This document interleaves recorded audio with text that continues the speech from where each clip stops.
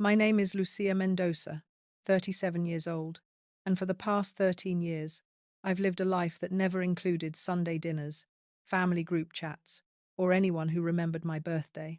I learned early that silence is safer than defense, and work is easier to understand than family politics. I run an event planning business out of a converted warehouse in East Los Angeles. Weddings, quinceañeras, corporate galas, whatever keeps the lights on, and my mind focused forward. Last month, that business finally manifested in a way I never expected. Contracts landed, referrals exploded, and suddenly the numbers said something I'd never said out loud. I could own my own venue, so I signed the lease on Mariposa, a space with exposed brick, string lights, and rooms that felt like promises I was finally keeping to myself.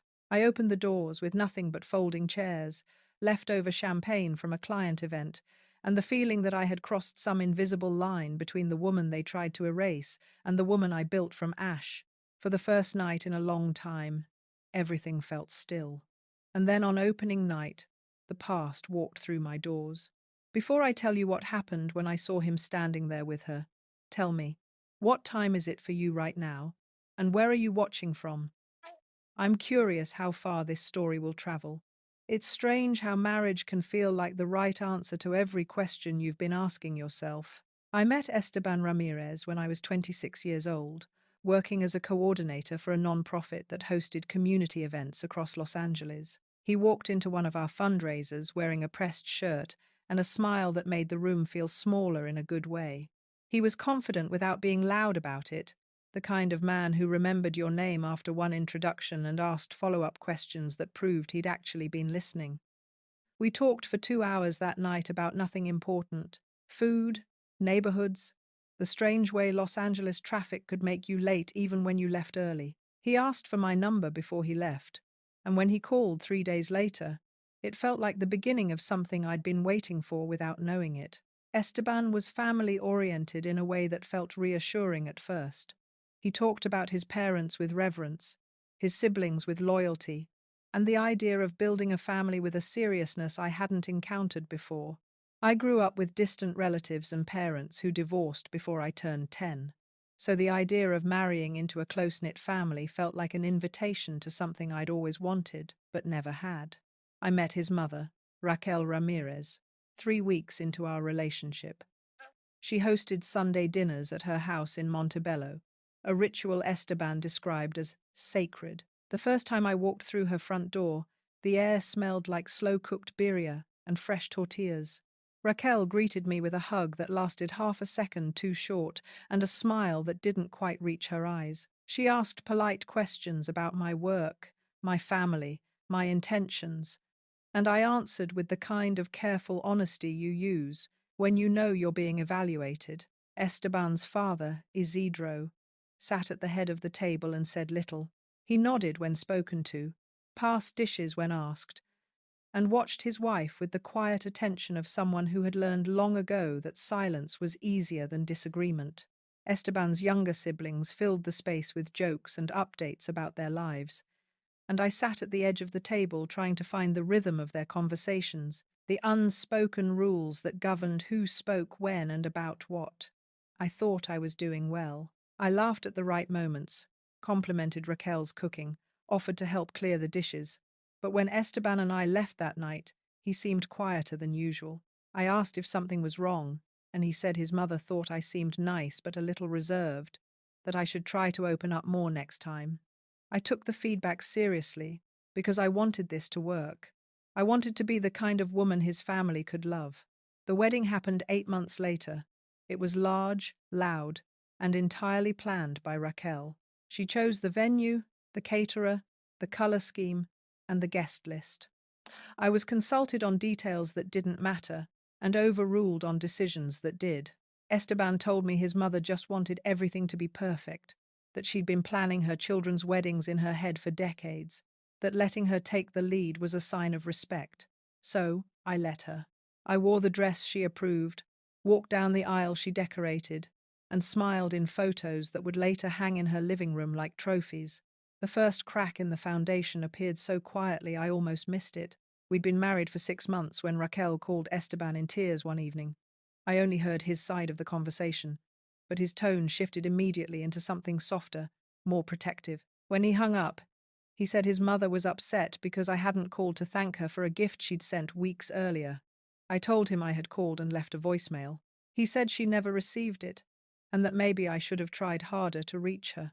The conversation ended with me apologizing for something I hadn't done wrong. It happened again a month later. Raquel mentioned at Sunday dinner that I seemed distant, that I didn't ask about her week or show interest in her life. Esteban brought it up on the drive home, his voice careful but firm. I reminded him that I'd asked her multiple questions that very evening and she'd answered in one-word responses before turning her attention to someone else. He said I was being too sensitive, that his mother didn't mean anything by it, that I needed to try harder to connect with her. I started noticing patterns I couldn't ignore. Esteban would have hushed phone conversations with Raquel that ended the moment I walked into the room. Family meetings were scheduled without my input, and when I asked about them, Esteban said they were just quick check-ins about family business that didn't concern me yet. He began siding with his mother on decisions that affected our marriage, where we spent holidays, how we managed our finances, whether we should move closer to his parents. Every time I tried to voice a preference that differed from Raquel's expectations, Esteban framed my perspective as selfish or ungrateful. The explanations he gave never quite added up. He said his mother just wanted to feel included, but her version of inclusion meant control.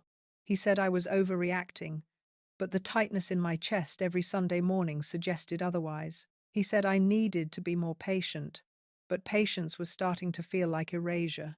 I didn't know it then, but every time I tried to be the daughter-in-law they claimed they wanted, I was actually giving them ammunition for the narrative they were already writing. The breaking point came during the 3rd year of our marriage. I was working with a colleague named Feliciano Torres on a major project for a corporate client. The event was complex, high stakes, and required coordination across multiple vendors, venues, and timelines. Feliciano handled logistics while I managed client relations and creative direction.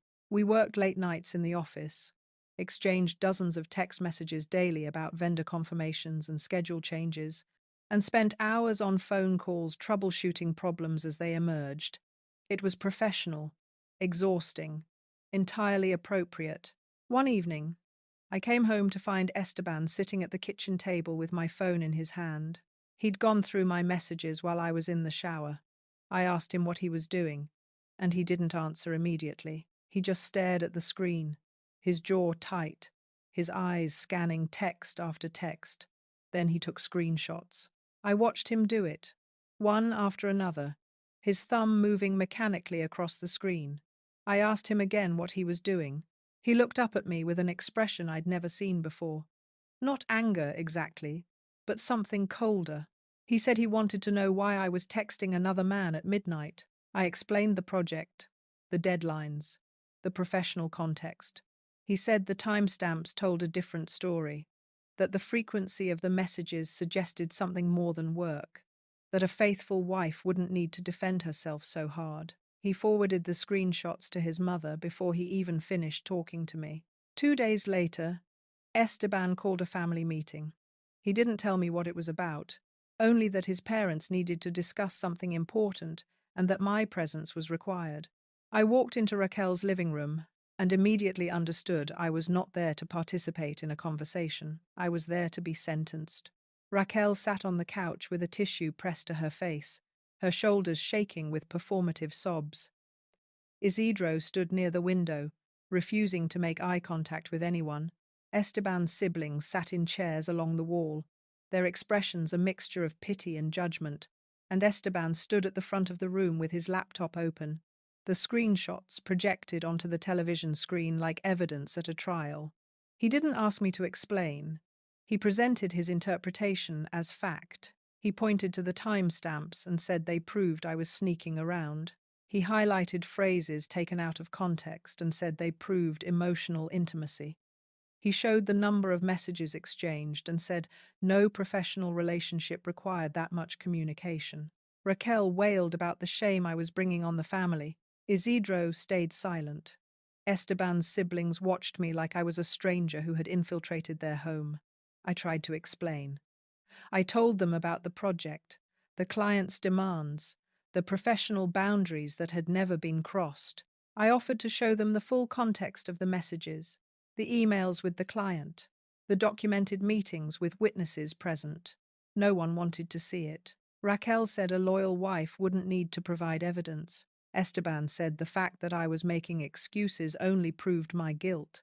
His sister said that if I had nothing to hide, I wouldn't be getting so defensive. Every word I spoke was twisted into confirmation of the story they'd already decided was true. When I stayed calm, they said I was cold and unfeeling. When my voice shook, they said I was manipulative. When I asked them to listen, they said I was trying to control the narrative.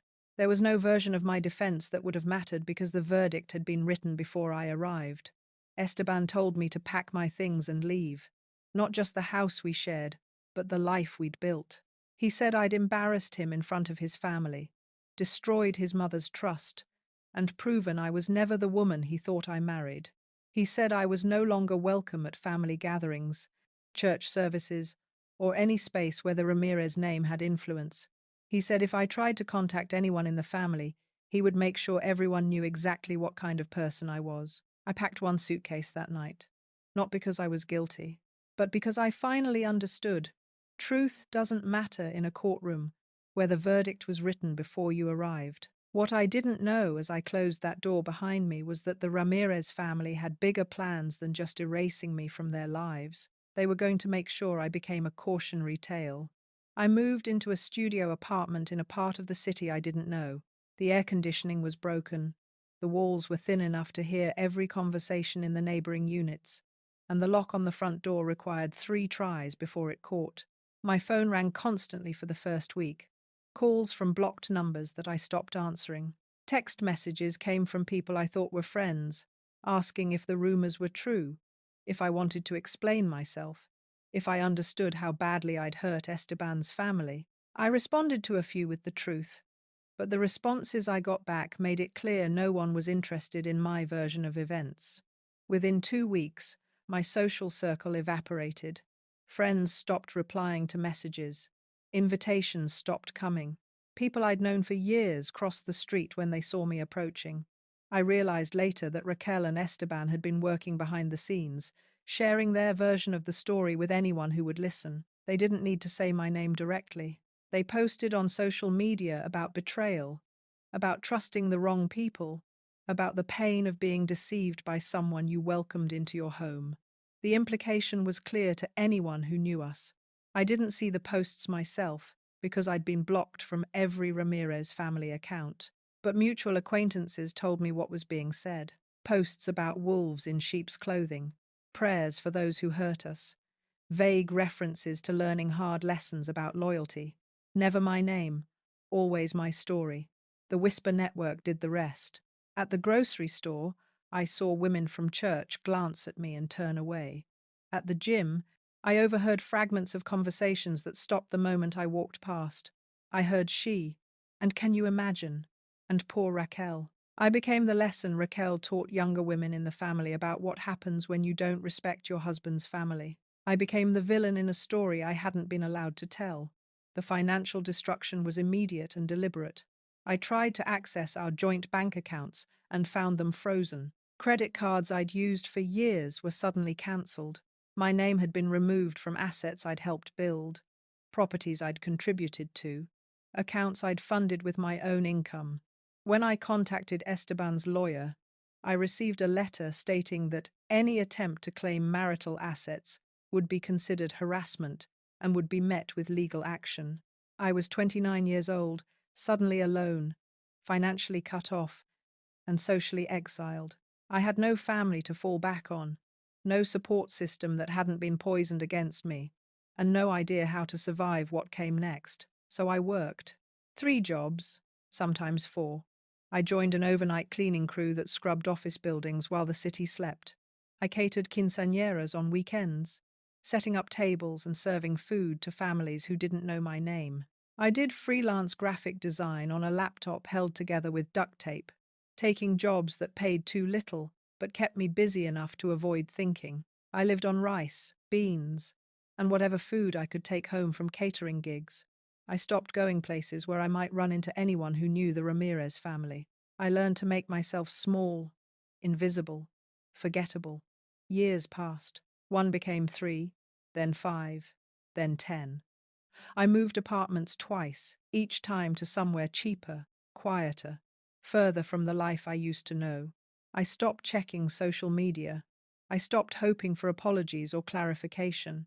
I stopped expecting anyone to ask for my side of the story. And somewhere in those years, I stopped being the woman Esteban had destroyed. I became someone else entirely. Someone harder, sharper, more careful. Someone who understood that survival wasn't about waiting for justice. It was about building something so undeniable that the lies couldn't touch it. Raquel continued to tell my story at family gatherings.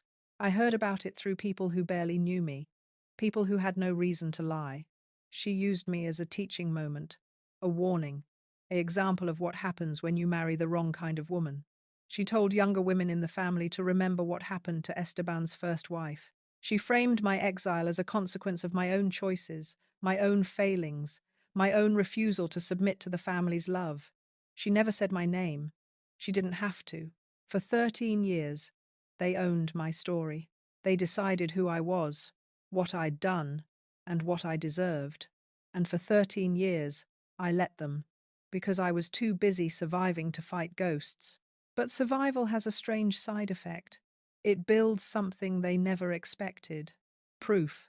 13 years is a long time to live outside the orbit of people who once defined your world. During those years, I worked whatever jobs kept the rent paid and the lights on. I brewed coffee at dawn for customers who never learned my name. I cleaned offices in the evenings, pushing a vacuum across carpets in buildings that emptied out before I arrived.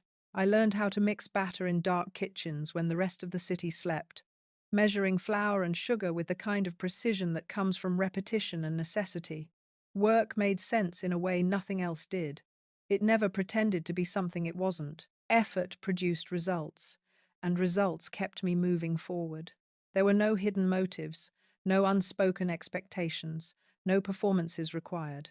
I showed up, did what needed to be done, collected my paycheck, and left.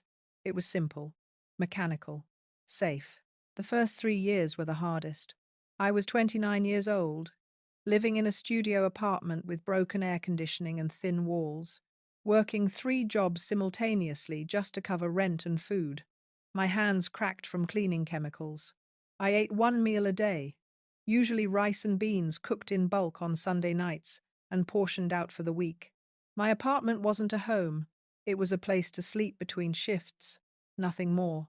But I saved every dollar with mechanical precision. I kept a ledger in a notebook, tracking every expense, every paycheck, every cent that went into a savings account I refused to touch except for emergencies. I didn't know what I was saving for at first. I just knew I needed a cushion between myself and complete destruction. I needed proof that I could build something, even if it was just a number in an account that grew incrementally with each deposit. The turning point came during my 4th year of exile. A co-worker at one of the catering companies I worked for asked if I could help plan her sister's baby shower. The budget was small. The venue was a community center with folding tables and fluorescent lighting, and the expectations were modest. But she said she'd heard I was good at making things look special even when resources were limited. She said she trusted me. I said yes. I spent 2 weeks planning that baby shower with the kind of intensity I hadn't applied to anything since before my marriage fell apart. I sourced decorations from discount stores, negotiated with vendors I'd worked with through catering gigs, designed invitations on my patched-together laptop, and coordinated every detail, down to the placement of napkins on tables. On the day of the event, I arrived early to set up, stayed late to clean up, and handed over a celebration that looked like it cost 3 times what it actually did. The mother-to-be cried when she walked in. She said it was perfect. She said she didn't know how I'd done it. She took photos and posted them on social media with a caption thanking me by name. My phone started ringing 2 days later. At first, the calls were tentative, friends of friends who needed help with small events, a quinceañera with a tight budget, a backyard wedding with 50 guests, a corporate luncheon that needed to look professional without breaking the bank. I took every job offered, no matter how small, no matter how inconvenient the timing. I worked overnight shifts at my cleaning job, spent afternoons coordinating with vendors, and used weekends to execute events that left me exhausted but strangely alive. The work grew faster than I could process. Within 6 months, I was turning down cleaning shifts to focus on event planning. Within a year, I'd quit 2 of my 3 jobs. Within 2 years, my calendar was so full I had to start referring clients to other planners because I physically couldn't take on more work. But I wasn't stupid. I knew Esteban had never filed proper divorce papers. I knew that legally I was still married to him, and that meant I had claims to assets we'd built together during the marriage. So I started collecting everything. Bank statements showing my contributions to the down payment on the house we'd bought on Maple Street, $43,000 from my catering income, deposited into our joint account 3 months before we closed on the property. Records showing my name on the original mortgage application. Proof that I'd paid half the monthly payments for 3 years before the exile. I collected screenshots of messages from Raquel. 13 years of harassment sent from fake social media accounts, burner phone numbers, and email addresses created solely to contact me. Threats, defamation, accusations, all documented, all time-stamped, all saved in a folder I kept backed up in 3 separate locations. I reached out to Feliciano Torres, the colleague Esteban had accused me of having an affair with. He'd moved to a different company years earlier, but he remembered me. He remembered the project we'd worked on together. He remembered the false accusations and the way they'd ended my marriage. He agreed to provide a written statement detailing the professional nature of our relationship, the documented meetings, the emails with other colleagues present, the complete lack of anything inappropriate. He said he'd testify if it ever came to that. I didn't know what I was preparing for. I just knew I needed to be ready. The breaking point came during my 10th year of rebuilding. I collapsed at a venue setup, my body finally giving out after a week of 18-hour days. I woke up in a hospital bed with an IV in my arm and a doctor telling me I was dehydrated, malnourished, and suffering from exhaustion severe enough to require 3 days of observation. Socorro Delgado was there when I woke up. She was a client who had become something more, a woman I'd planned a wedding for 2 years earlier, who had stayed in touch, checking in periodically, inviting me to coffee, showing up in ways I wasn't used to people showing up. She sat in the chair beside my hospital bed and didn't say anything for a long time. Then she asked me what I was running from. I told her I wasn't running. I was surviving. She said surviving and living weren't the same thing. She said I couldn't keep working myself into the ground to avoid dealing with the past. She said at some point, I had to turn around and face the people who destroyed me with proof that I'd survived them. I told her I didn't know how. She said I'd start by getting a lawyer. So I did. I found a family law attorney who specialized in financial abuse and complex divorce cases. I showed her everything I'd collected over the years, the bank statements, the screenshots, the witness testimonies. The proof that Esteban had never filed for divorce, had frozen me out of assets I'd helped build, and had spent over a decade telling a story that wasn't true. The lawyer looked at me across her desk and said I had a case, a strong one. She said we could file for divorce on my terms, pursue asset division based on my documented contributions, and potentially seek damages for the financial harm caused by his actions. She asked if I was ready for the fight. I told her I'd been ready for 13 years. Around the same time, I started looking for a venue of my own. I'd been planning events in other people's spaces for nearly a decade, and I was tired of working within limitations I didn't control. I wanted a place that reflected my aesthetic, my values, my vision. I wanted a space where celebration meant joy instead of performance, where people could gather without pretense, where the environment itself communicated safety and possibility. I toured dozens of properties across Los Angeles. Most were too expensive, too small, or too damaged to be worth the investment. But then I walked into a converted warehouse in East Los Angeles, and everything shifted. The space had high ceilings with exposed industrial beams, brick walls that had been painted over years ago, the paint now chipping in a way that looked intentional instead of neglected, tall windows that let in natural light during the day and framed the city at night, a kitchen large enough to prep for 200 guests, an open floor plan that could be configured for intimate gatherings or large celebrations. It was perfect. I signed the lease the same day. I didn't negotiate. I didn't hesitate. I just knew. The renovation process took 4 months. Socorro showed up with paintbrushes and rollers, helping me transform the walls from industrial grey to warm cream. Feliciano installed lighting, running electrical work on weekends and refusing payment beyond meals and gratitude. Other people I'd worked with over the years appeared with tools, time, and willingness to help build something that felt communal in a way I hadn't experienced since before the exile. We painted, we sanded, we installed string lights that crisscrossed the ceiling like constellations. We refinished the floors. We built a stage in one corner for live music. We created a space that felt alive before a single event had been hosted there. I named it Mariposa, butterfly, a symbol of transformation, of beauty emerging from struggle, of the kind of rebirth that doesn't erase the past but transcends it. The logo was simple, a butterfly constructed from geometric lines, strong and clean and undeniable. I launched the marketing campaign 6 weeks before the opening. I created an Instagram account and posted transformation photos of the venue, before and after shots that told a story of creation, of effort, of vision becoming reality. The aesthetic was warm, professional, and inclusive. No performative luxury, no exclusionary pricing, just honest celebration made accessible. The algorithm picked it up. Followers grew faster than I expected. Inquiries flooded in. People wanted to book weddings, quinceañeras, corporate events, birthday parties, anniversaries. Within 2 weeks, I had enough bookings to cover the first year of rent. I decided to host a community open house for the official opening. Free champagne, small bites, live acoustic music, an invitation to see the space, meet me, and celebrate the beginning of something new. I invited everyone who had helped me survive the past 13 years. Socorro, Feliciano, former clients who had become friends, vendors I'd worked with, people who knew pieces of my story and had chosen to believe me anyway.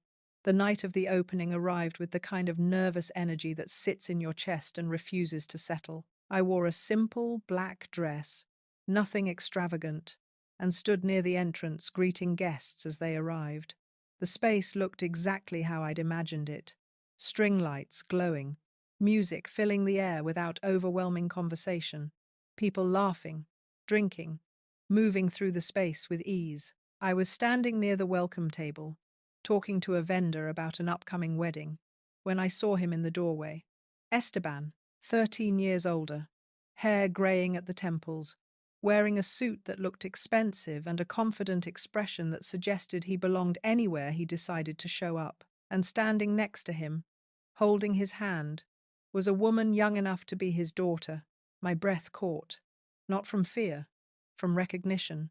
The past had finally arrived in the present, and I was about to find out if 13 years of preparation had been enough. Esteban walked toward me with the kind of confidence people only have when they believe they still own a piece of you.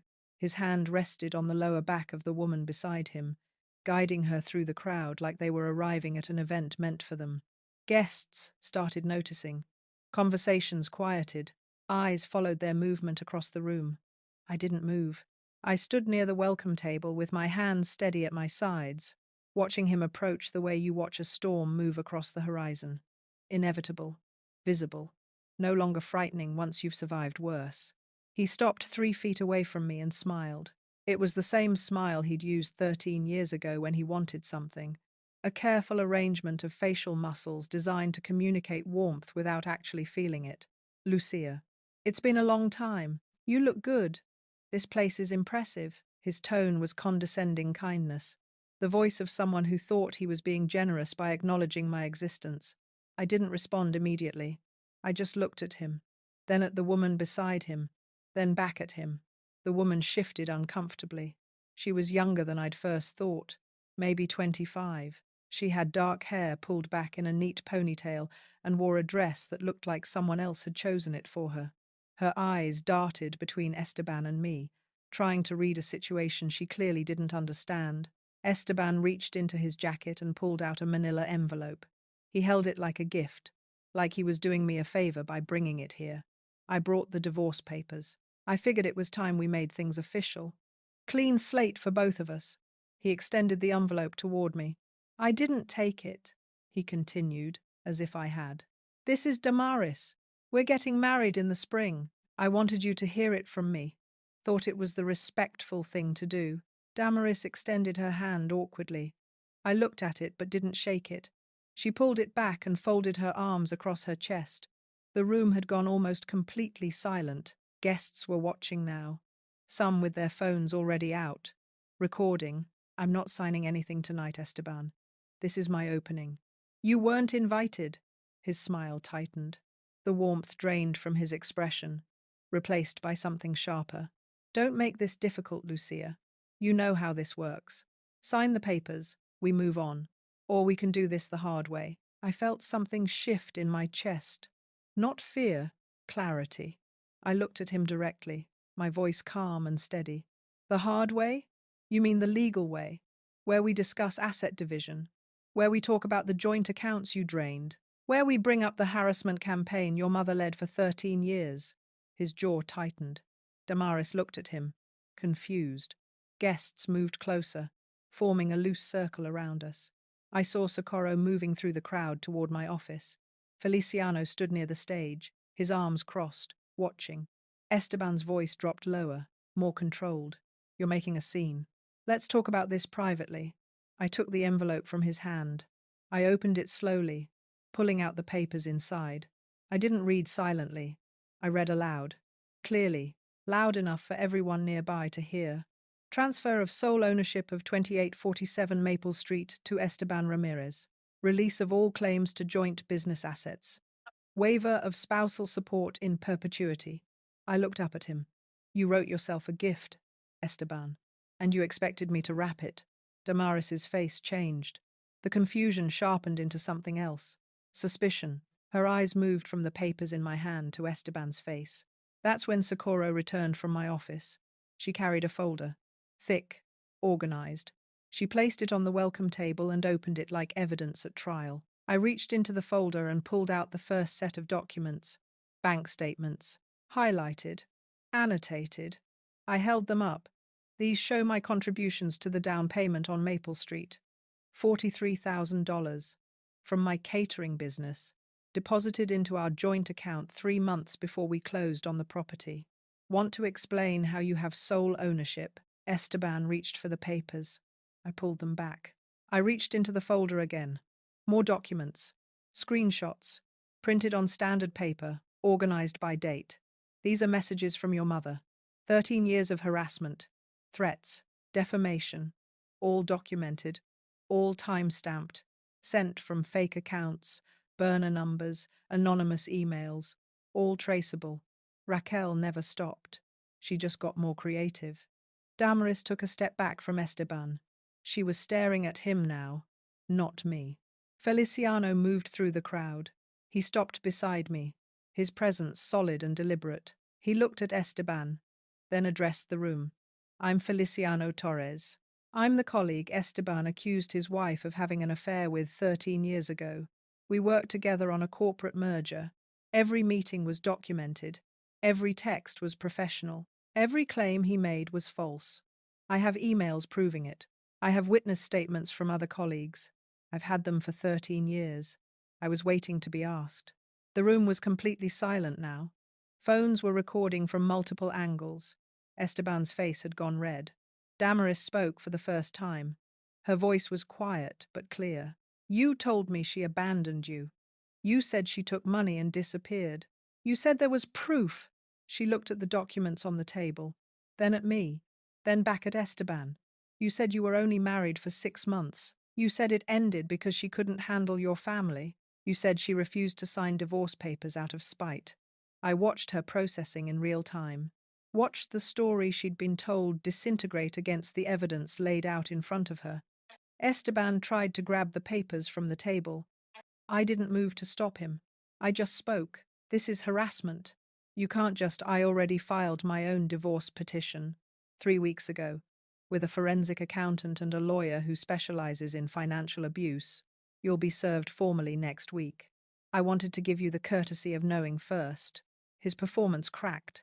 The careful control he'd maintained since walking through the door splintered.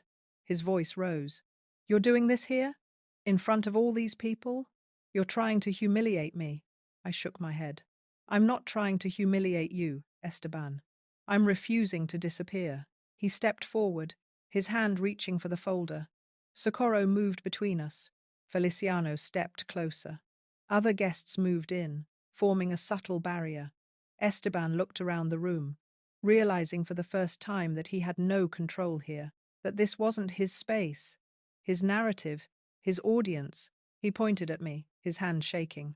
You're going to regret this. I have lawyers. I have resources. I will bury you in legal fees. I will make sure everyone knows what kind of person you really are. His voice was loud enough to echo. Several guests were actively recording now. His threats were being documented in real time. I didn't raise my voice. I didn't need to. Your threats are being recorded by at least a dozen people. Your attempts to intimidate me in a public space will be documented and submitted as evidence of ongoing harassment. Every word you're saying right now is making my case stronger. Esteban's face went from red to pale.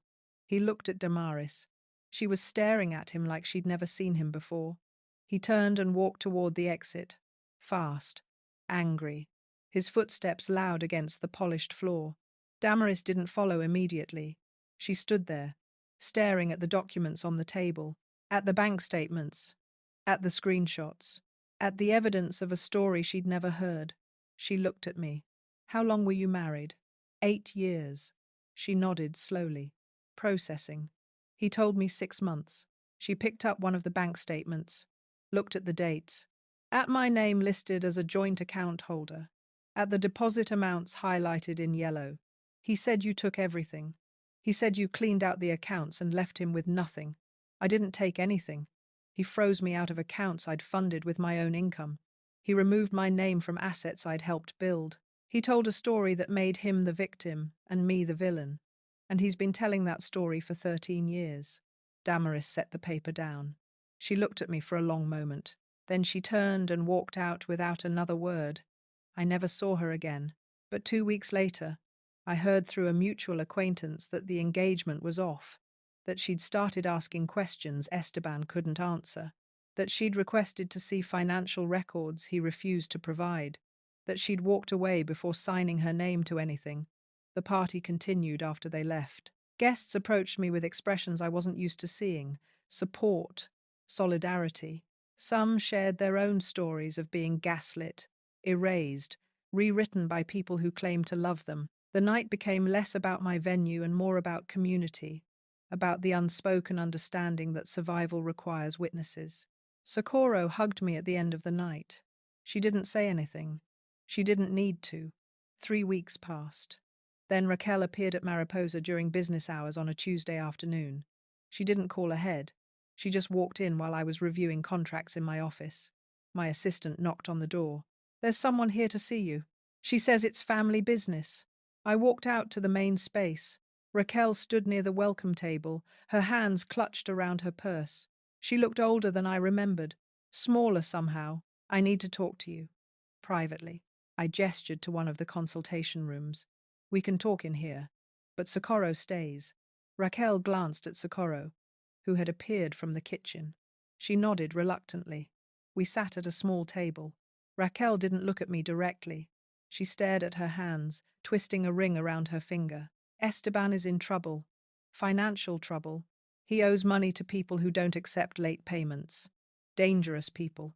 I didn't respond. She continued. The divorce proceedings are bringing things to light. Account statements. Debts. Things he kept hidden. Things that could affect the whole family if they become public. She finally looked at me. We need you to stay quiet about certain financial details. If you agree to limit the scope of the asset investigation, we can settle quickly. You get some of what you're owed. We avoid public embarrassment. It wasn't an apology. It was a negotiation. She was here to manage damage, not acknowledge harm. I stood up. Socorro stood with me. I'm not staying quiet. I'm also not chasing you. The legal process will handle what it handles. But I'm done managing your family's chaos. I walked to the door and opened it. Raquel sat there for a moment longer, staring at the table. Then she stood, picked up her purse, and walked past me without another word. It was the first time in my entire relationship with the Ramirez family that I'd walked away first. The legal settlement took months, mediation sessions, document reviews, forensic accounting reports that revealed the extent of Esteban's financial manipulations. He'd hidden income, inflated expenses, transferred assets to family members to avoid division. The deeper the investigation went, the worse it looked. I didn't recover everything. The house was sold, and I received a portion of the proceeds. Some joint accounts were divided. The credit damage couldn't be fully repaired, but the legal record cleared my name. Court documents stated clearly that the marriage had ended due to fabricated accusations, financial abuse, and deliberate isolation tactics employed by the respondent and his family. It wasn't complete justice, but it was enough. 6 months after the opening night confrontation, Mariposa was thriving. I had bookings scheduled 9 months out. My staff had grown to include 2 full-time coordinators and a network of trusted vendors. Reviews praised the venue's warmth, professionalism, and the feeling that events held there were somehow more authentic than celebrations in more traditional spaces. I planned Socorro's wedding. She asked me personally, said she wanted her celebration in the space that represented new beginnings. I said yes, without hesitation. The day of her wedding, I stood at the back of the venue watching guests arrive. The space was full of people who had chosen to be there, who wanted to witness love that felt real instead of performed. String lights glowed overhead. Music played softly. Laughter filled the air. I realized I wasn't running anymore. I wasn't hiding. I wasn't building walls to keep the past out. I was living in a present I'd constructed with my own hands, surrounded by people who knew my story and chose me anyway. They tried to erase me. Instead, they taught me the most important lesson I ever learned. You can't rewrite someone who refuses to disappear. And I was done disappearing.